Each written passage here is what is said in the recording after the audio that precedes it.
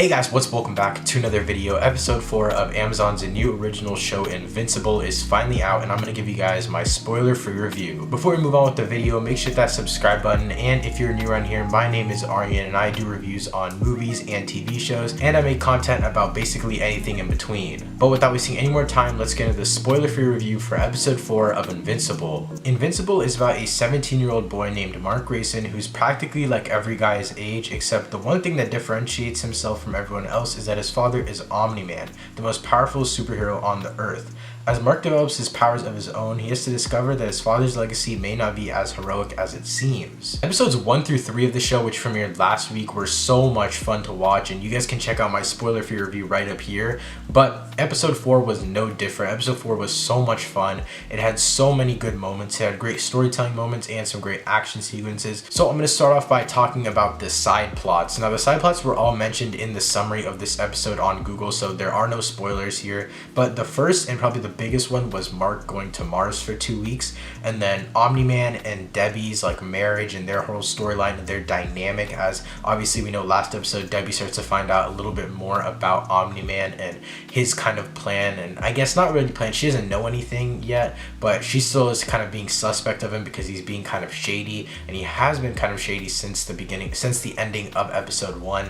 And then Mark and Amber's relationship also gets developed in this episode a lot, and I'm glad to see that they're developing a lot more storylines. I'm going to go into depth on one of the storylines without giving any spoilers, of course. I'm going to talk a little bit more about my favorite parts of the Mark going to Mars storyline, because that was obviously the main premise of this entire episode, and that's the thing that was primarily talked about in the summary for the plot of this episode on Google. And overall, this episode was just so much fun. The separation of side plots in this show are so good. They did it so well in episodes 1 through 3, and I think they did a phenomenal job in this episode with it as well. They do a good job of differentiating when side plots are coinciding. So for example, Mark and Amber's side plot coincides with the Mark going to Mars plot line. So they did a great job of combining the two plot lines without them getting too messy and stuff like that. Now obviously they had that one cohesive factor of being Mark being in those two plot lines. So they did a great job of shifting back and forth between those plot lines. Unfortunately, we did not get a love triangle plot line in this episode that we saw at the end of episode 3. So that's one thing that I didn't really like about this episode, because I feel like they should have mentioned it in some form. They slightly mentioned it, but it wasn't enough to actually like keep me engaged in that entire subplot of the love triangle between all three of those characters. But overall, this episode did a great job once again with the subplots. Now I wanted to go a little bit deeper into Mark's subplot where he goes to the moon. It was a great choice for a subplot in my opinion. They did a good job of, like I said before, balancing it, and then when they balanced it, it led to being able to have more screen time for Mark on Mars. I mean, I could have seen a bunch of possibilities where they kind of kept him on Earth for a little bit longer, but I like that he spent the amount of time he did on Mars. They also did a great job of sliding in the comedic effects of the show. This episode was a lot funnier than the first 3 probably combined. Mark has a lot of time, not necessarily alone, but talking to characters that you think are more funny and that you would have more of a fun time with, because the characters themselves just have great I guess cohesiveness or chemistry together. So it was super fun to see us finally see the more comedic side of Mark.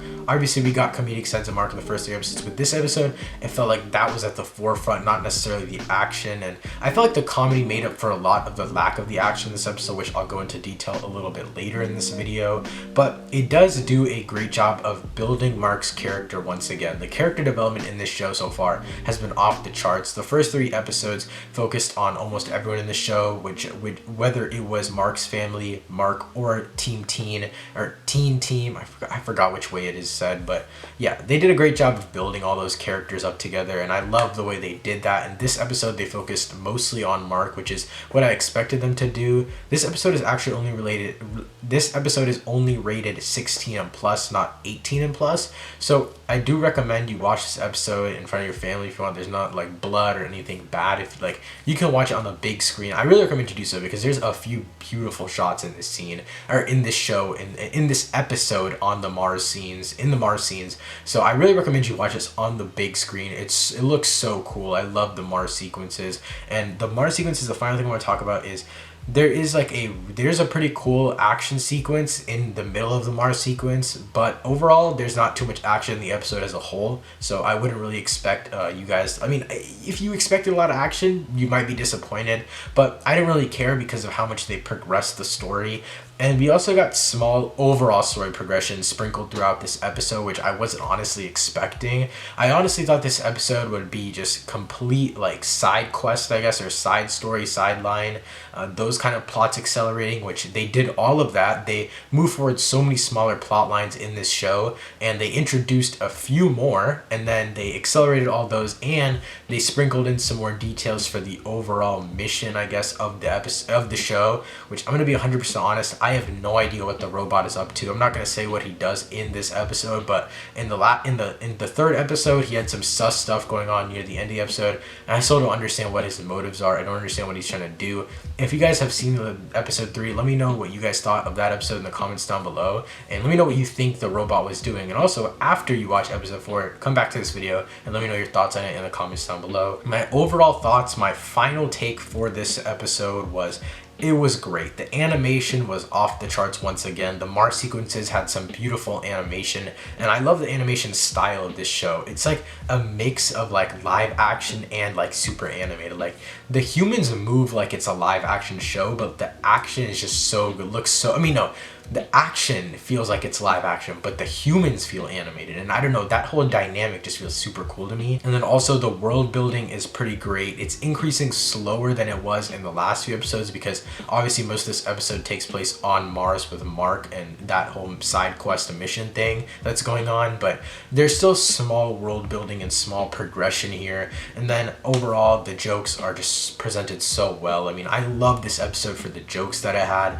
The jokes were not just like, they weren't just like adult jokes. Like that's not the kind of funny they were. They were actually like slid in there in good comedic moments, and the pacing of this episode just made the jokes feel so much better. The jokes might have honestly been super stupid. They were just put in at the right time, and that's one thing that this show does great with, it just pacing overall.